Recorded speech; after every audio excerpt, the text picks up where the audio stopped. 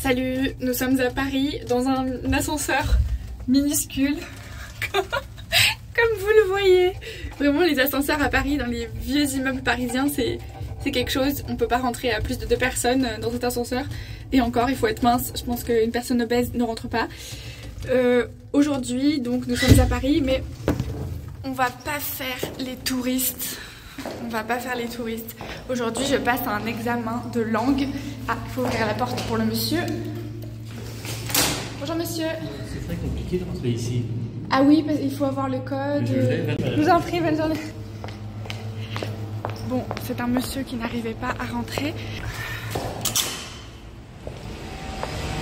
Comme vous pouvez le voir, voilà, on rentre pas dans un immeuble comme dans un moulin. C'est-à-dire, on rentre pas facilement. J'ai pris un café. Et prendre un café, pour moi, c'est une arme à double tranchant.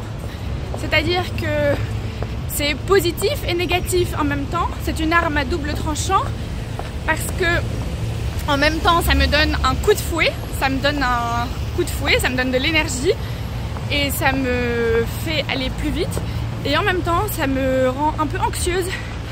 Je pense que j'ai de la tachycardie très facilement.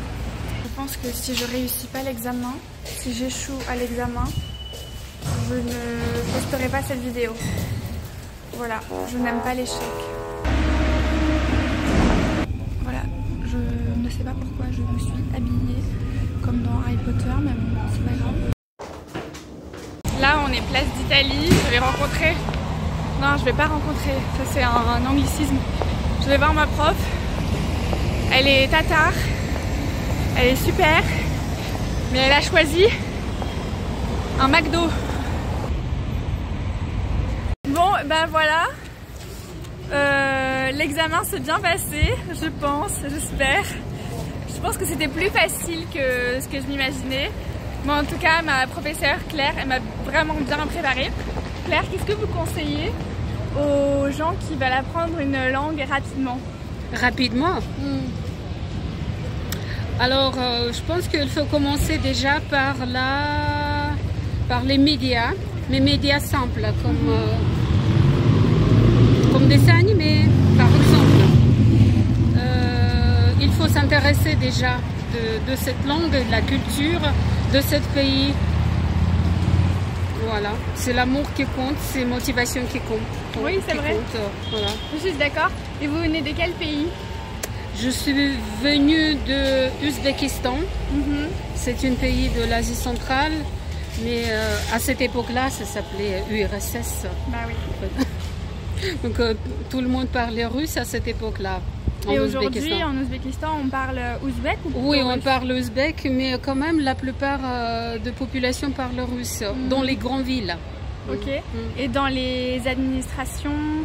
Non, je pense que c'est ouzbek. Ah, c'est ouzbek. Ah, ok. Ouais. D'accord. Au Kazakhstan, oui, il y a deuxième langue russe, mais en Ouzbékistan, je ne suis pas sûre. D'accord. Ça fait déjà 30 ans que j'ai quitté l'Ouzbékistan. Ah oui, que vous avez quitté. J'ai quitté l'Ouzbékistan, donc j'ai très peu d'informations de là. Ouais.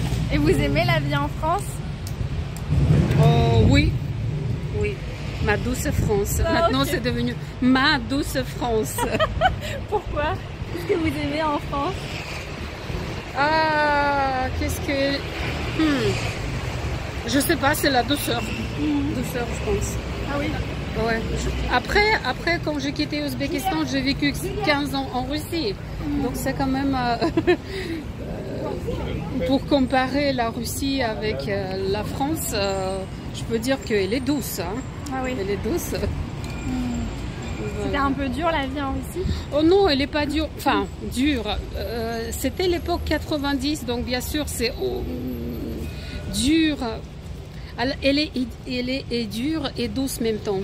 En fait, si vous avez des amis là-bas, vous le savez quand même, hein, les amitiés, comment elle est à la Russe, elle est à la slave peut-être. À la slave, parce que ce n'est pas uniquement pour les Russes, c'est pour les autres aussi. Donc ça, c'est une autre forme d'amitié qui est très douce. Hein, et qui est très attirante. Oui, c'est difficile de devenir ami, mais une fois qu'on est amis, on est vraiment... Amis pour toute la vie. Oui, voilà, et proches, et oui. Et on peut compter on fait pas semblant. En fait. Exactement. Et on peut compter sur les gens, en fait. Ouais, vous pouvez compter sur ces amis. Ça c'est vrai. Voilà. Bon, bah merci beaucoup Claire. De rien. Merci. Donc, et puis merci. Je suis fière de votre réussite. Je suis sûre qu'on n'a pas encore le résultat, mais je suis sûre. Donc il faut absolument sortir et montrer à tout le monde votre résultat. Si ça marche, votre diplôme. Si ça marche, oui. Bah, si ça marche. Je suis sûre que ça va marcher. Merci beaucoup de m'avoir préparé. On se retrouve tout à l'heure. À bientôt. Je fais une petite pause dans la vidéo pour dire que oui, j'ai réussi l'examen. J'ai obtenu le niveau B2, donc je suis vraiment ravie. Je suis super contente et je pense que ma prof m'a vraiment bien préparée. Avant l'examen, je me suis préparée de manière intensive avec non pas une, mais 2 professeurs. Il y avait une professeure qui me préparait spécifiquement à l'examen et une autre avec qui j'avais cours 1 à 2 fois par semaine pour parler de tout et de rien, juste pour améliorer ma conversation. Et c'était vraiment bien pour moi d'avoir des cours avec une personne qui me donnait toute son attention et qui me donnait du feedback. Si vous arrivez à un niveau en français où vous pouvez déjà avoir des conversations assez facilement, je vous recommande de prendre des cours particuliers pour améliorer votre conversation et pour pratiquer. C'est la meilleure chose que vous puissiez faire à ce stade. C'est vraiment la meilleure chose que vous puissiez faire. Et vous pouvez trouver pléthore de professeurs particuliers sur des plateformes comme Italki. Sur Italki, vous pouvez trouver des profs qui vous préparent à des examens, des profs qui vous préparent à des entretiens d'embauche en France, qui vous préparent à faire un voyage. Je ne sais pas comment fonctionne en général le genre des mots en français. Si, parce que Quelle est ça la se règle? termine en OM. Oui, exactement. Bon, c'est pas, on va dire, une règle fixe, bien. Vous avez un très large choix de professeurs natifs, mais qui viennent pas forcément de France. Il y en a qui viennent du Canada, il y en a qui viennent d'autres pays francophones. Et vous pouvez trouver des professeurs qui parlent votre langue maternelle pour mieux vous expliquer les subtilités, les difficultés, les similitudes entre les 2 langues. Je pense que je suis prête pour passer l'examen.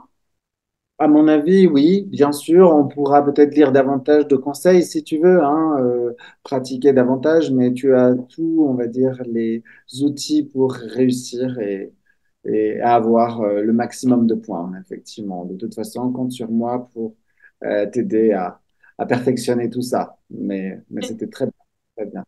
Super, merci beaucoup, merci. Avec Italki, vous n'avez pas besoin d'abonnement, vous payez simplement leçon par leçon, donc il n'y a pas d'engagement, il n'y a pas de souscription. Si vous choisissez de prendre des cours avec Italki et que vous dépensez 10 $ sur la plateforme, vous avez 5 $ offerts avec le code Aurélie et vous pouvez cliquer sur le lien en description pour avoir la réduction. Attention, la réduction n'est disponible que pour les 50 premiers utilisateurs, donc dépêchez-vous de cliquer sur le lien.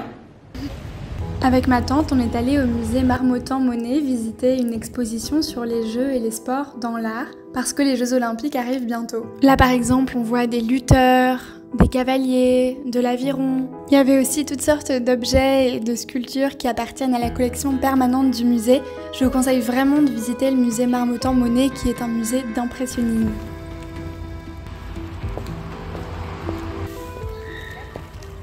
Salut, on se retrouve le lendemain. Il fait enfin beau aujourd'hui, je sais pas pourquoi. Mais le soleil pointe enfin le bout de son nez. Donc c'est très agréable. Et je suis en route pour le commissariat de police. Rien de grave, on ne m'a rien volé, mais je vais au commissariat pour pouvoir remplir une procuration pour pouvoir voter par procuration. Je suis inscrite sur les listes de Polynésie française, donc je dois donner une procuration à ma maman pour qu'elle vote pour moi. Évidemment, vous devez faire confiance à cette personne. Mais ma mère m'a dit que la procuration c'est sacré et que même si je votais pour le parti animaliste, elle respecterait mon choix. Je sais pas ce que vous en pensez, mais pour moi c'est hyper important de voter. Est-ce que vous votez ou est-ce que vous avez l'impression que votre voix n'est pas très importante? Ou est-ce que vous avez l'impression que c'est un peu inutile? Si vous êtes ressortissant d'un pays européen, je suis curieuse de savoir, est-ce que vous vous sentez européen ou vous vous sentez tout simplement citoyen de votre pays? Là, je vais aller déjeuner chez mon ami et comme les Français n'arrivent jamais les mains vides, enfin c'est très mal vu d'arriver quelque part les mains vides, je vais prendre, je pense, une brioche ou un gâteau à la boulangerie. Incroyable! On a des cakes géants aussi. Bonjour, je prends un croissant au beurre s'il vous plaît et 2 parts d'éclairs qui sont là-bas. Et le rose, je sais pas à quoi c'est à la framboise? Celui-ci là. Ah oui, celui-ci c'est bien s'il vous plaît. Bon, on va goûter leur croissant, voir s'il est bon, voir s'il vaut le coup. Comme je vous l'ai dit dans une précédente vidéo, à Paris c'est pas du tout évident de trouver des pains de qualité et des viennoiseries de qualité. Là, c'est un boulanger artisanal, donc normalement c'est fait maison et c'est bon.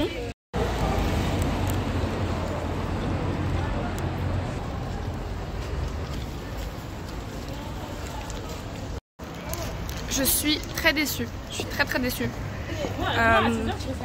J'ai demandé un croissant au beurre. Il faut faire attention, il faut toujours demander un croissant au beurre parce que souvent les boulangeries font des croissants à la margarine et inutile de vous dire que c'est vraiment pas bon.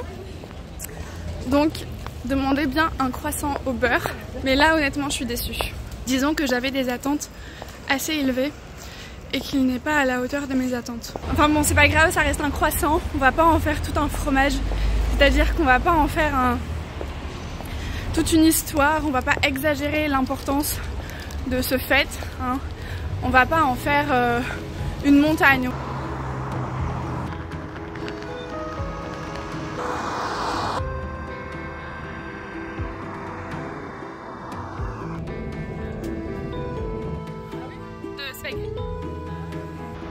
Regardez les petites trottinettes trop mignonnes garées en dehors de l'école pour les enfants. Je suis arrivée à la gare de Lyon pour prendre mon train. Vous savez qu'à Paris il y a plusieurs grandes gares et chaque gare a ses destinations spécifiques. Donc si vous voulez aller dans le sud-est de la France, par exemple à Marseille, à Grenoble, à Lyon ou à Nice, comme moi, vous devez prendre le train à la gare de Lyon. Regardez comme c'est beau! Et à l'étage, vous avez un restaurant absolument splendide qui est le Train Bleu. Voilà. C'est donc ici que nos chemins se séparent. Je vais vous laisser, je vais aller prendre mon train. J'espère que ça vous a plu de vous promener avec moi dans Paris. Si oui, abonnez-vous à cette chaîne et on se retrouve très vite dans le sud de la France. Ils sont obligés de nous flanquer à un Starbucks. La France, ça devient vraiment le... En fait, toutes les villes se ressemblent maintenant. Toutes les métropoles se ressemblent. Londres, Paris... Partout il y a des Starbucks, des prêt-à-manger, des je sais pas quoi. Franchement, c'est dommage. C'est super dommage.